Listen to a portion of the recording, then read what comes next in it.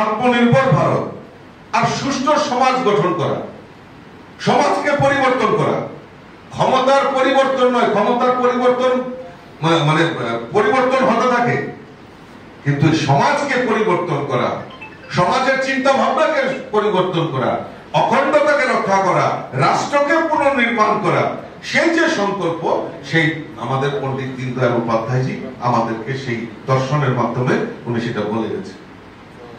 আমরা যদি লক্ষ্য করি যে অটল বিহারী বাজপেয়ীর সরকার, সেই অটল বিহারী বাজপেয়ীর সরকারের সময়ও যে চিন্তা ভাবনা, যে পরিকল্পনাগুলি আমরা যদি দেখি, সেই অটল বিহারী বাজপেয়ীর সময় থেকে যে একটা রেভুলেশন, যে সমাজ পরিবর্তনের কথা যেটা বারবার বলা হচ্ছে, যে সমাজ পরিবর্তন, রাষ্ট্রের পুনর্নির্মাণ, সেই দিক থেকে আমাদের বাজপেয়ী সেই কাজ শুরুয়াত করেছে।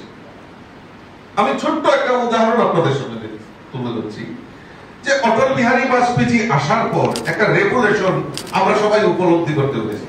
আগে আমরা গ্যাসের লাইনের জন্য আমাদেরকে কি করতে হতো, এমপি কোটা, এমপি গ্যাসের লাইন একটা প্রেয়ার করলে 3-4 বছর 5 বছর পর একটা গ্যাসের লাইন আমরা পরবর্তী সময়ে গ্যাসের সিলিন্ডার, আমরা তার জন্য এমপি রিকমেন্ডেশন দরকার হতো। এমপি যদি রিকমেন্ডেশন দিত তাহলে হয়তো আমরা তাড়াতাড়ি হতো।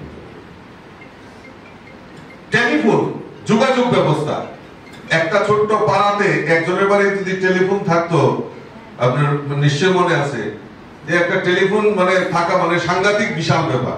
এই পুরা পাড়ার মানুষ তার বস হিসাবে মানত।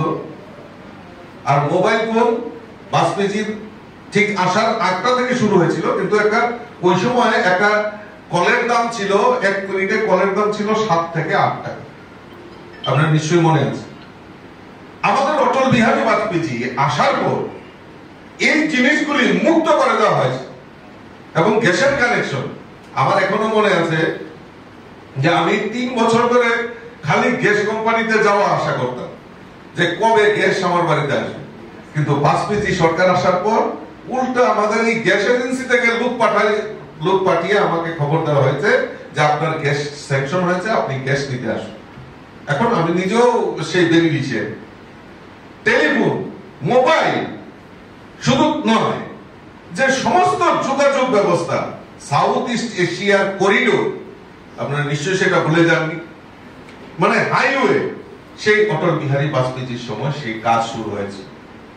আজকে আমরা দিল্লি থেকে অনেকে মথুরা বৃন্দাবন যাই বেড়ানোর জন্য, যে যমুনা এক্সপ্রেস এবং গুজরাটের কিছু রাস্তা আজকে দিল্লি থেকে জয়পুর পর্যন্ত মাত্র 3 ঘন্টায় 120 কিলোমিটারের নিচে গাড়ি চালানো যাবে না। এই যে রাস্তা, এই যে করিডোর, এই করিডোর নির্মাণের ক্ষেত্রে আমাদের অটল বিহারী বাজপেয়ী সেই চিন্তা ভাবনা করেছে। প্রধানমন্ত্রী গ্রামীণ সড়ক যোজনা, এই বইয়ের কপি, ছোট ছোট রাস্তাগুলি, গ্রামের রাস্তাগুলি বড় রাস্তার সঙ্গে কানেক্টিভিটি করা, এই অটল বিহারী বাজপেয়ীর সময় করা হয়েছে। আর তার ইন্সপিরেশন কে? তার ইন্সপিরেশন হলো আমাদের একাত্মক মানববাদ দর্শনের রচয়িতা আমাদের পণ্ডিত দীনদয়াল উপাধ্যায়জি। সেই চিন্তা ভাবনাকে বাস্তবায়ন আমাদের বাজপেয়ী সরকারের সময় সেটা করেছে। আমাদের এই একাত্মক মানববাদে বারবার আমি এটা বলছি যে সমাজকে পরিবর্তন করা, এই সমাজ পরিবর্তনের জন্যই আমরা আমাদের ক্ষমতাকে বেশি দিন টিকিয়ে রাখতে পারি। আজকে মোদিজি সরকার, আজকে থেকে আমাদের আত্মনির্ভর ভারতের প্রচার প্রসার শুরু হচ্ছে। কেন আত্মনির্ভরের কথা মোদিজি বলছে? কারণ ভারতবর্ষের অর্থনৈতিক বুনিয়াদকে শক্তিশালী করা।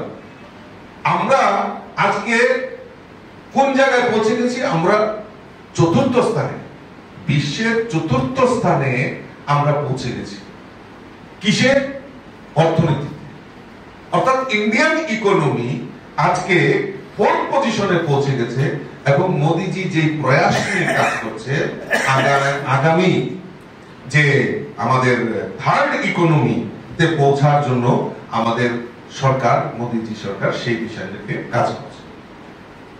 লাইক হচ্ছে, হ্যাঁ, আমি আরেকটু আলোচনা